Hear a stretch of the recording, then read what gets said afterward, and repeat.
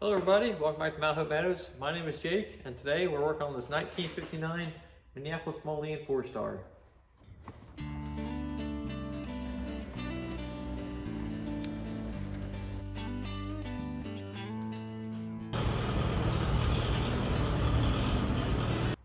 So I actually picked this tractor up for free, surprisingly, from a guy down the road, about 20 minutes away. I wish I had recorded picking it up, but I really hadn't started making YouTube videos yet again. But hopefully I'll start making them again, and we can do cool stuff like this. So it runs, it drives, it drove in here. I had to put a new set of points in it, and that was about it. Put a fuel filter on it when we were there. But when we were there, I don't know if you can see, there's a strap holding the loader up. The hydraulics weren't working. It was cold. I don't know if they were just frozen, but I'm pretty sure the transmission is empty or just full of water. There's a bad leak, which hopefully we'll get to address in this video on the belt drive PTO. I'll show you that in a minute. But we're gonna try to figure out the hydraulics in this video and get this loader to function. So I guess this loader is equipped with an early quick attach design. It has a bucket outside, and it kind of goes on to these pins here, and then there's two spring-loaded pins down there, and then there are like two bolts holding it in. I don't know. Hopefully, I'd like to put a regular skid steer quick attach on it, but it's a 4-cylinder, gas motor, power steering. It's a 5-speed with reverse, kind of a goofy shifter setup. I've only ever worked on farm-alls and internationals before. This is my first time not working on a farm-all tractor, really. But 3-point, I think it's a Cat 2, Category 2, 3-point, 540 PTO. This is a belt drive. I guess it's connected to the PTO without the belt pulley on it. But this is what leaks really bad. And I guess the clutches for the PTO drag inside, so it always kind of spins a little bit, and that causes that to leak pretty bad. So I do have a new seal that we can put in there, but the hydraulics, these levers here, I'm pretty sure they're meant to control the loader, because I don't see any other levers, but they do nothing. The tractor doesn't respond at all when you pull those levers. They move, but the tractor does not do anything when you pull them. Doesn't bog the motor down or anything. This is, as far as I can tell, it's like a torque amplifier, like what the internationals have. I think they call it the Amplified torque. Yeah, but if you guys know anything else about these tractors, or have any more information, drop it down in the comments. I'd like to learn more about them. So the guy I got the tractor from says that it really likes starting fluid. So probably in a future video, we're gonna dig into that. I mean, it's probably carburetor related or timing related, but I'm guessing it's a carburetor. But there's actually a hole cut in the backside of this boot that you can stick a straw in for like your brake clean or your starting fluid or something. But it needs a new boot, and we're gonna try to make it start a little better next video. Maybe when we change the oil and stuff. There'll be more videos to come. Let's pull the drain plug or whatever is on the bottom of this and see what's inside of it or what's not inside of it. All right, so I'm underneath the tractor right now, and I do see this cover here. And is there a drain plug? There's a drain plug up above the drawbar. So, oh, there's a drain plug here. Okay, so I can just take that one off. I don't know what's all connected here, because I think this is where the 2-speed clutch is, the Amplified torque or whatever it is. That's in here.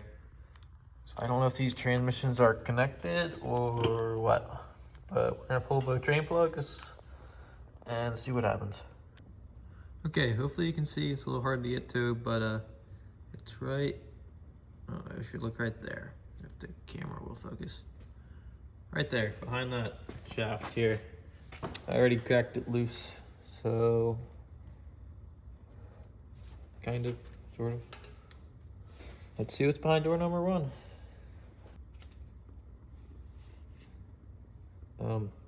It's currently dribbling water. Oh, there's the sludge. There's oil on it. That's, or what was oil. It stinks. It smells like gear oil. It actually doesn't look awful, which is surprising. That's good. Better than I was expecting. I just had to put the plug back in the transmission because I actually wasn't expecting there to be much fluid, and it pretty much filled up the pan, and it was still draining pretty good.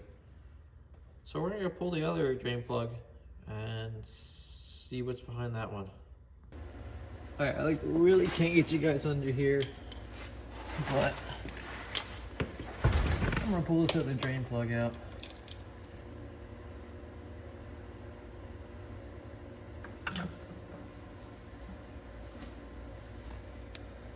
It looks like pretty clean fluid. So, a little gunk on the bottom. But man, there's a lot of fluid in there. Okay. Now that's high tran. That's different than the stuff up front. This is a load of barnacles. That smells like what that bucket's supposed to be. Like hydraulic fluid or something. Okay, so future Jacob here. I'm editing this video right now, and I've researched some stuff and figured some things out. So the transmission, the rear end, and the amp torque, from what I can tell, are all supposed to share the same fluid, and it's supposed to be 80-90 gear oil. But I think what's happening is, since I don't see any external leaks on the hydraulic system, which I'll talk about later in the video, I believe the hydraulic fluid is getting into the transmission, and that's why it smells like kind of both. Some of it smells like gear oil, some of it kind of smells like hydraulic fluid. So I believe there's an internal leak inside the system somewhere. I might read the service manual and see what I can find. Okay, so I feel pretty stupid for not reading the manual first, because the hydraulic system is not connected to the transmission, and I think both of those fluids are the same. I think there was just a little bit of gear oil or something on the drain plug. I don't know if it's supposed to have gear oil in it. I haven't got that far yet. But I'm probably just going to put that fluid back in the transmission for now because it looks all right. Eventually, yes, we will change it. But I'll show you the little valve where you can see that little shiny part. That's a cover on top of the hydraulic system, which sits on top of the transmission. And it's supposed to be within 1 1/4 inches to the top of the housing or the reservoir, and it's all the way down at the bottom. So we're gonna fill that up, and it says to cycle through the levers to bleed the system. So we're gonna put the fluid back in the transmission. I'm pretty confident now that these are connected, but I'm going to double check that this transmission and this transmission are connected. Or this is the transmission, this is just the rear axle and final drive differential and stuff. But we're gonna put fluid back in it. All right, so I just filled the transmission back up with what I drained out of it. It's not the best looking fluid, but I did figure out that it's supposed to share fluid, and it's supposed to be 80-90 from what I've read. I don't really know if it was 80-90 or if it was a mix between 80-90 and like a high tran universal fluid. That's what I'm gonna put in the hydraulic system. I don't think it holds too much, but we got the fluid put back in here. There's some water in it. We're gonna change it. I'll make a video servicing the whole tractor, and we're probably gonna do that seal in that video too. But right now I really just want to get the tractor to function properly. So, but I know that pump works because at least there's some fluid in there, because when I loaded it up on the trailer, the power steering was working. But I think it's just really low in fluid. There's like probably that much fluid in the bottom of it. So it's just barely enough to make the power steering work. But I guess it's not enough for the loader to function and everything. So we're gonna add fluid to that. To put fluid in here, it's pretty difficult because there's a shifter rod that goes right over top. So it's really hard to get a funnel in there. So I actually filled up a gallon jug with the stuff I drained out. And then I put it in here, much easier because I don't have a bucket pump. I might have to get that for when I refill this because it holds like 40 quarts or something. Let me top that off, or 1.25 inches from the bottom, or from the top of the reservoir, and then I'll get back to you. All right, so I just added probably a little over a gallon of fluid to this reservoir. I don't know, I didn't really measure it exactly, but about that much. And as far as I can tell or understood from the manual, I can leave that cover off to when it's running, so I can add fluid when the cylinders and stuff fill up. I took the strap off and just supported it with a jack stand in case this doesn't work, and I gotta strap the loader back up. But I'm gonna start it up and see if it works. Oh, and believe it or not, I found more leaks. Both axle seals leak. This one leaks pretty bad. So I think that they're gonna get replaced when we do this one. So, yay.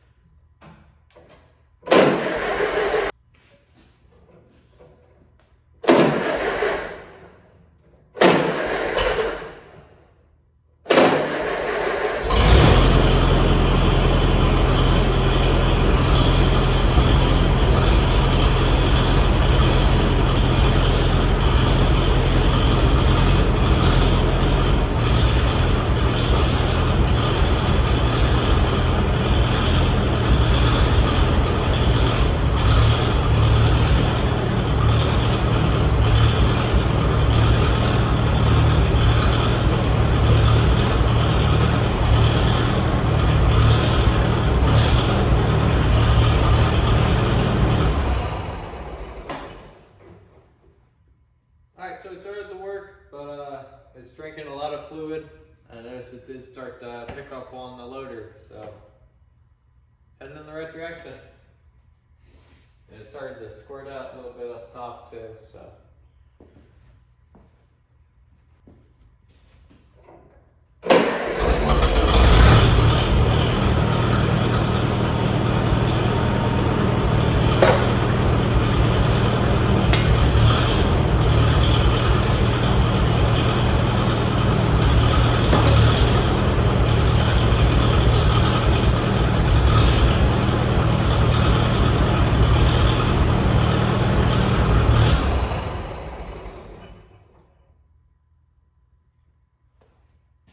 Turns out when you put fluid in it, it works.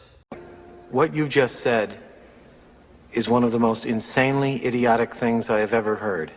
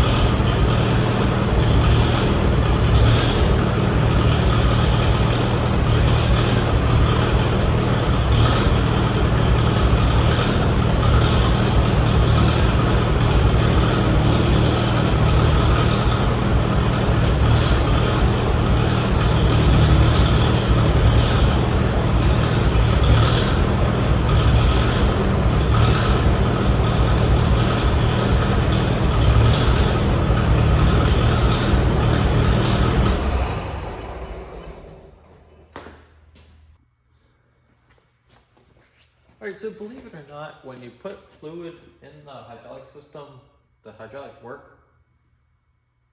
Kind of crazy, I know. But yeah, they're working. It's working fine. I'm gonna go around and take it for a drive up the driveway.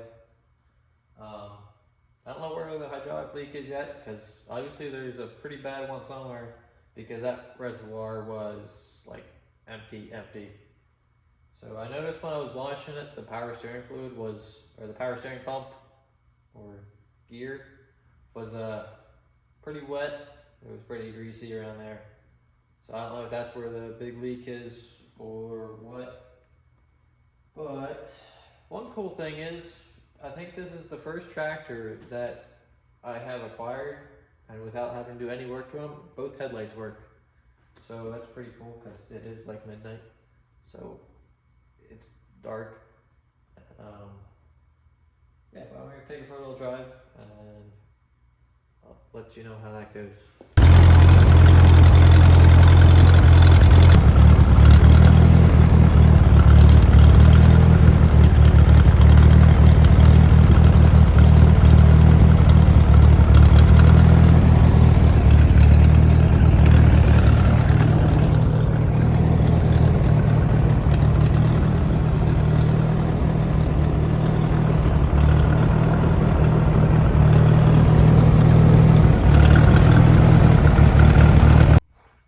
Alright, so it ran and drove great, a lot better with the new points. Them old points were completely wore out and all busted up. So it runs a lot better than it did when I first picked it up.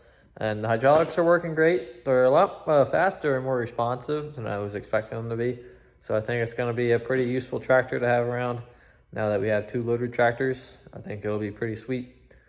So there's definitely going to be plenty more videos on that tractor. We got to service it, change the oil, transmission oil, do the filters. We got to do those seals for the axle seals, and then the belt pulley seal.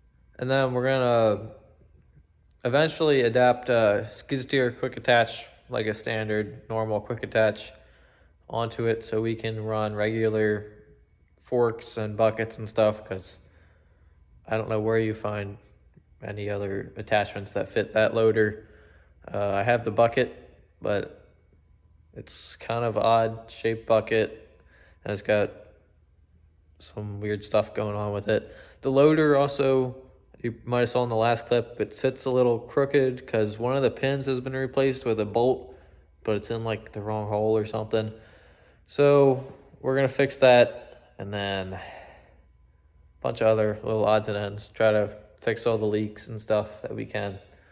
But I think that's going to be it for this video. So I'm going to keep trying to make more videos as much as I can, but I am at college. I can only come home so many weekends. I am 3 hours away, so it's a little hard being in college, but I'm going to try to make as many videos as possible. So you'll see this one, but it probably won't be for another week or two that you'll get another one on that tractor or anything else. So with that, thanks for watching, everybody. Like, comment, subscribe, do all that stuff. Have a good day.